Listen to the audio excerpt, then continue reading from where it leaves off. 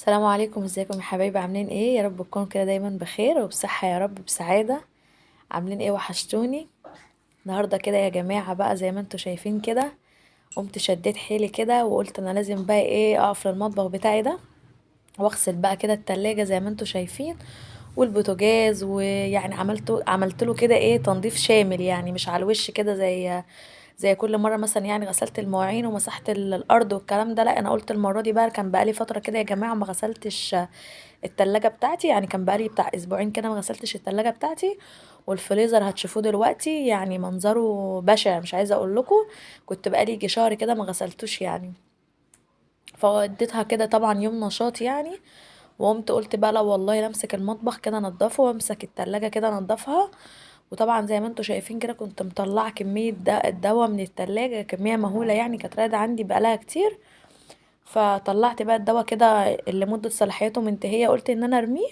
وال واللي هو كان لسه يعني مدة صلاحيته ينفع ان انا ادي منه للاولاد، فحطيته كده في درج اللي فوق اللي هو زي الاغزخانه ده. ونضفت بقى التلاجة كده زي ما انتوا شايفين. طبعا والله مش عايزه اقول لكم، الواحد بعد ما بيعمل الحاجه وتلاقي عندك كده ان انتي منضفه المكان كده من اعماقه وكل حاجه، وتبقي قاعده كده بتفكري التلاجة نضفتها. اه نضفتها من كل حاجه. البوتاجاز نضفت وراه. يعني بتحسي كده ايه براحه نفسيه لما تلاقي نفسك منضفه كل حاجه في الشقه كده، حتى وانتي قاعده كده مع نفسك. وحتى حبيتي تقعدي كده تشربي حاجه بقى كده بعد ما تخلصي، بتحسي ان انتي براحه نفسيه كده، ان انتي كل حاجه مروقاها ومنضفاها والكلام ده. زي ما انتوا شايفين كده، طبعا انا خلعت الادراج بتاعه التلاجة. كان في بينها كده، بين الفراغات بتاعتها يعني، كان في حاجات كده ما كنتش عارفه اطلعها. فاضطريت طبعا ان انا احوش الادراج خالص واغسلها كده زي ما انتوا شايفين. وبعد كده ركبتها تاني يعني. هو مش صعب يعني ان انت تحوشي الادراج وتغسليها وتركبيها تاني، مش بتبقى صعبه يعني. بس فنضفتها كده زي ما انتوا شايفين وخليت ما فيهاش اي حاجه ما شاء الله يعني. وبرضه غسلت التلاجة كده وظبطتها ورحت بقى للفريزر. مش عايزه اقول لكم كان منظره زباله زي ما انتوا شايفين يعني. كنت طبعا حاطه فيه لحمه وكده. فطبعا الدم بتاع اللحمه كان مبهدل الفريزر، وكنت حاطه صلصه. فطبعا زي ما انتوا شايفين كده كان مدمر الفريزر يعني، بس الحمد لله عرفت انضفه زي ما انتوا شايفين كده بعد ما خلصت. ونضفت كده برضو الفريزر، وكنت حايشه برضو الادراج بتاعته وغسلتها حطيتها تاني. بس طبعا الدرج بتاع الفريزر كان معصلج معايا شويه، بس الحمد لله ركبته برضو. وده بقى كده التلاجة بتاعتنا بعد ما خلصتها خالص. وحطيت فيها الحاجات يعني وكده. ورميت كل الحاجات اللي هي ملهاش لازمة وكده كان، واللي فيها يعني. وظبطتها كده ورحت بقى كده بقى طبعا على الادراج بتاعت المعالق بتاعتنا زي ما انتوا شايفين. برضو كانت مبهدلة، وكان كل حاجة في ناحية زي ما انتوا شايفين كده والدرج زي ما انتوا شايفين يعني. فانا طبعا نضفت بقى كده الدرج ودعكته بالسلكة ونشفته. ومسكت المعالق بتاعتنا دي، غسلت الدرج بتاع المعالق ورصيت برضو المعالق. فيعني بص، كان بجد هو كان يوم صعب يعني. انا قعدت في اليوم ده، قعدت طول النهار كده اعمل في المطبخ. بس والله بعد كده طبعا بتحسي براحة نفسية. وتحسي ان كل حاجة كده نضيفة في شقتك، يعني بتحسي اكني عيد كده لما بتخلصي بقى كل حاجة وتظبطي كل حاجة في شقتك. فما شاء الله يعني بتحسي براحة نفسية. فطبعا ومسكت برضو البوتاجاز. مسكت برضو البوتاجاز زي ما انتوا شايفين كده، حشت العيون بتاعته. وحطيت كده عليه صابون شفتوا بقى البوتاجاز يا جماعة عامل ازاي؟ انا بقى طبعا نضفته كده. طبعا كان في حتت سمرة كده في العيون. طبعا العيون بتاعتي زي ما انتوا شايفين كده حطيت عليها المكون ده يعني. ونزلت كده بمية مغلية من السخان في قلب الطبق ده.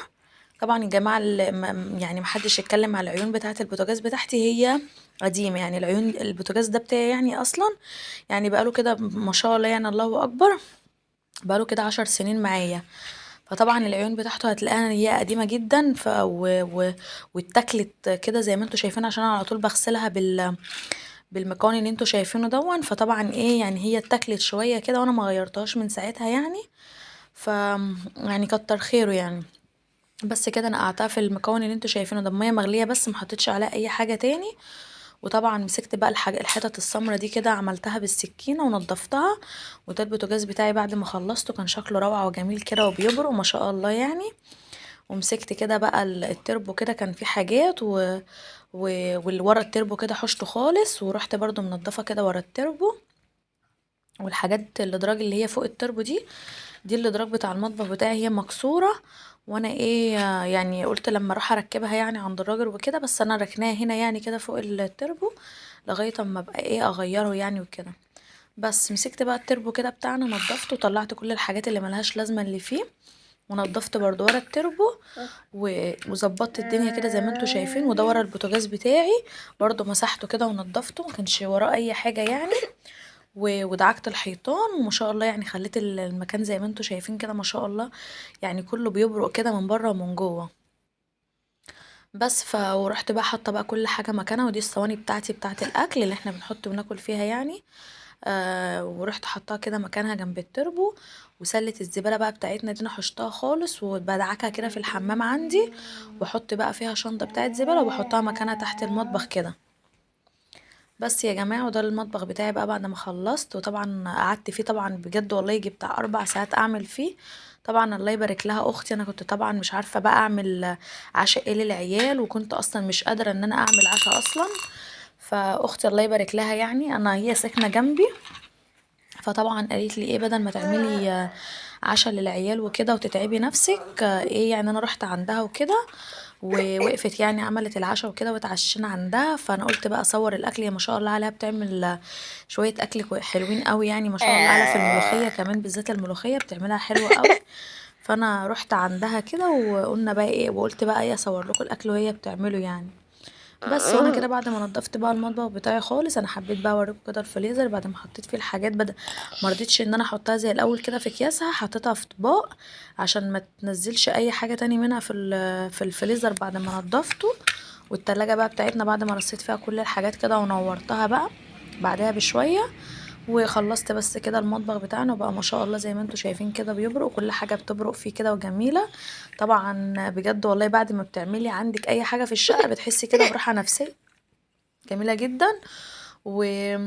بس الحاجات دي طبعا انت عارفة المطبخ كل يوم بيحتاج ترويق وكده، بس الترويق العميق ده بيبقى ايه اللي هو كل فترة يعني. فالواحد لما بيعمل الترويق العميق ده بيحس براحة نفسية جامدة بجد والله. وده كده طبعا بعد ما رحت بقى كده عند اختي، وهي بتعمل بقى الاكل كده ما شاء الله. طبعا انا ما عملتش الاكل، هي اللي عملته يعني ما شاء الله تسلم ايديها. انا كنت واقفه بصورها، وطبعا انا كنت هي قالت لي الله يبارك لها يعني قالت لي بدل ما تتعبي نفسك ولسه هتقفي في المطبخ وتعملي اكل وتغسلي مواعين ومش عارف ايه وكده. فخدت بقى العيال كده ورحت اتعشيت عندها، هي ساكنه جنبي يعني. بس فهي حبيت اوريكم طريقة الاكل اللي هي بتعمله. هي بتحب غيري يعني، لا بتحب لما تيجي تسلق الفراخ بتحب تحط فيها الحاجات بتاعة الشوربة بعد ما بتحط الفراخ والمية تغلي. انا بحب احط الحاجات دي وهي المية بتغلي، يعني وهي المية بتغلي احط البصلاية والطماطمية وقرن الفلفل والكلام ده، هي بتحطهم بعديها بعديها يعني. وهنا حطت حتة زبدة كبيرة في الحلة، وهتنزل بقى كده بالشعرية بتاعت الرز، وهتشوح الشعرية كده في الزبدة. وبعد كده بقى هتحط الرز بتاعنا. والملوخية برضو كانت عاملة ملوخية مش خضرة، كانت عاملة ملوخية ناشفة كانت عندها كده وكانت مكرماها يعني، عندنا بيقولوا في الأرياف مكرماها، وكانت شايلاها في اكياس فطلعت منهم كيس كده وعملته برضو جنب الرز والفراخ. مش عايزه اقول لكم على ريحه الملوخيه بتاعتها بجد بتجيب اخر الناس في الشارع كده من ريحتها، بتبقى عاملاها جميله جدا ما شاء الله يعني.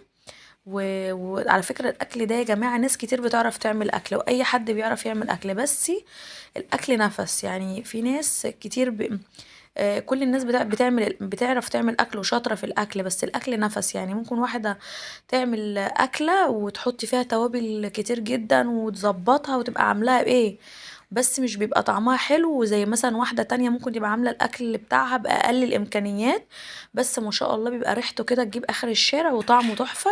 فيا جماعه الاكل ده بالذات بجد والله انا عرفت واتاكدت وحصل يعني كذا موقف قدامي، والاكل ده بجد نفس يعني. ما شاء الله هي كده حطت حتة زبدة في الطبق زي ما انتوا شايفين، ونزلت بالثوم كده، هي بتحب تحط توم كتير في الملوخية. ونزلت بالتومة كده قلبتها كده، وهتروح بقى واخدة مغرفتين كده من الملوخية وهتحطهم على التومة الأول قبل ما تحط التومة كلها في الملوخية يعني. وتشوح بقى التومه كده بتاعتنا كده تخليها صفرة خالص، حطت عليها شويه كزبره ناشفه. مش عايزه اقول لكم بقى شويه الكزبره الناشفين دول بيعملوا في طعمها ايه، بيخلوا طعمها جامد بجد والله، وطعمها خرافه كده. انت عارفه الملوخيه الناشفه اللي هي عاملاها دي، انتي بتاكليها اصلا اكنها خضرة، مش بتقدري تفرقيها عن الخضرة. حطت كده مغرفة شوربة كده زي ما انتوا شايفين على التومة، وبعد كده بقى هتنزل بالتومة كلها كده فوق الملوخية بتاعتنا. ما شاء الله يعني.